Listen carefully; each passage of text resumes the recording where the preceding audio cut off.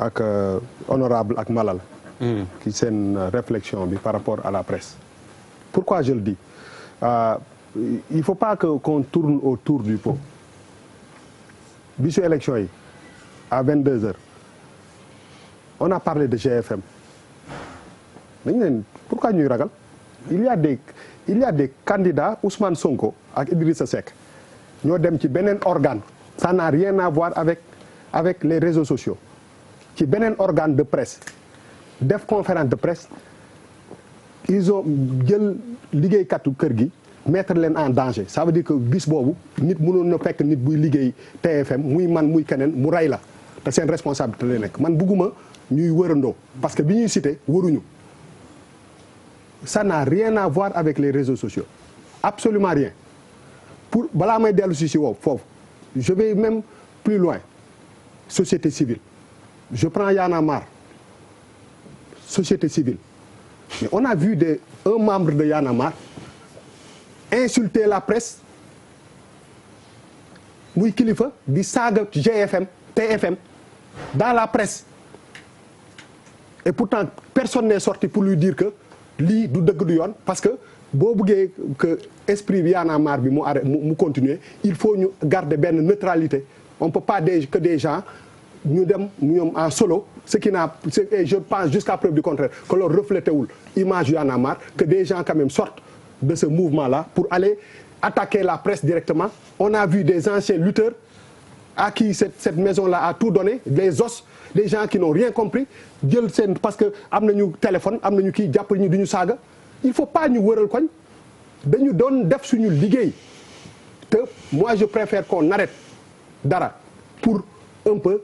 fexe ba suñu agents yi ñu bañ leen brutaliser bañ fi rey nit. que di encourager leneen la presse a fait son boulot ça n'a absolument rien à voir avec les réseaux sociaux c'est très très important et la première chose bu may wax et je pense que cette fois-ci il faut nga bàyyi moo quand même parce que quand même si processus bi yëpp dafa am groupe bu toll nii bu ci def benn liggéey bu am solo il y a des centaines de jeunes professionnels yuy fanaane àll di wër Sénégal couvrir lépp amul benn nit bu mën a seetaan fii pendant tout le processus pour wax que ni tolloole wuñu au contraire on a été marginalisé par certains politiciens kuñ ci invité Idrissa Seck bu ñu ko invité dafa bañ Ousmane Sonko dafa bañ raam nañu lu ne def nañ ko ils ont refusé pourquoi on ne sait pas on ne parle pas de Youssou Ndour Youssou Ndour a créé cette maison mais moomu ko musul du bokkul ci patron de presse yooyu nga xam dañuy def émission mu ñëw traversé kii bi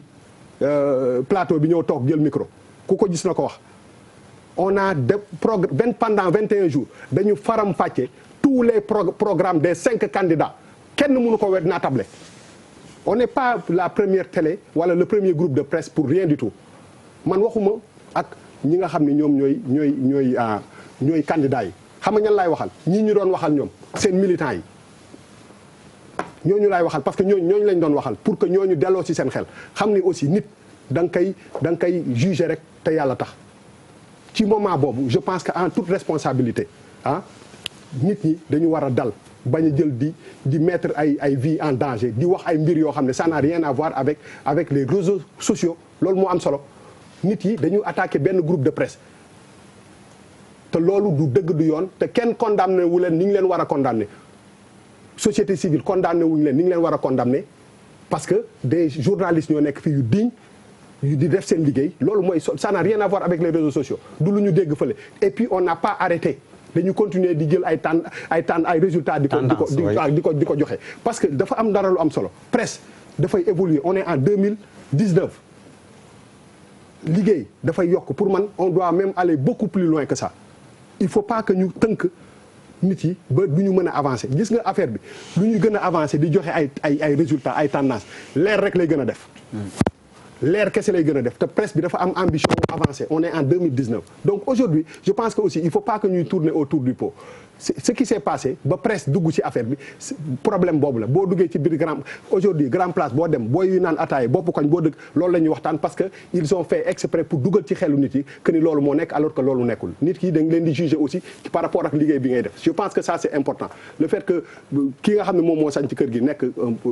dans la politique nit yi nañ seetaan ndax télé bi dafay ñëw fi di dugg ci suñu liggéey donc je pense que quelque part aussi bu ñu xoolee ba xool presse bi kenn waru leen xoxatal liggéey bi dafa war pour man dañu war a gën a avant on doit encore approfondir li ñuy def gën ko yokk di joxe ay tendance 2020 di ñëw 2024 nañ leen gën a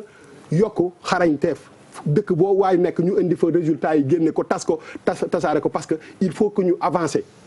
il faut pas que ñu rester ci dara tey jii gars yi bu leen dara arrangé wu rek ñu diaboliser la presse dafa liggéey ci démocratie Sénégal lu rëy te amul képp kenn koo xam ne dafay aspirer ci réew mi muy ki nekk ci pouvoir bi muy ñi nekk ci opposition bi ils ont besoin de cette presse là et à chaque fois qu'ils ont eu besoin de cette presse là presse bi dafa déplacé wu ñëw ci ñoom jox leen lalal leen tapis rouge ñu ñëw wax lu leen neex donc c'est pas que jour J boobu nga jël nit yi aussi di leen boole ak yàlla je pense que loolu c'est ak nit yi je pense que ça c'est important. Vraiment je pense que